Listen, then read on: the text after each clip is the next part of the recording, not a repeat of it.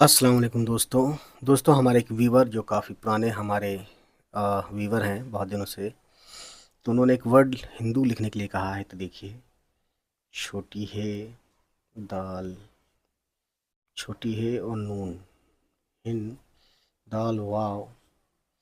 तो दाल पे पेश है यहाँ और वाव पे उल्टा पेश। ठीक है, तो ये एक वर्ड हो गया हिंदू। आई थिंक इसमें ऐसे ही लिखते होंगे हिंदी में, या ऐसे। तो दोस्तों ये जो वर्ड है, ठीक है, इसका प्लूरल फॉर्म भी होता है। तो प्लूरल फॉर्म मैं आपको बताऊं, उसको बोलते हैं हुनूद। ठीक है, तो ये वर्ड है हुनूद। ठीक है ना।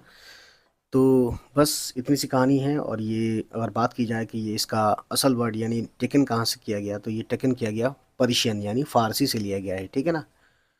ठीक है ना। और ये है प्लूरल और हिंदू वर्ड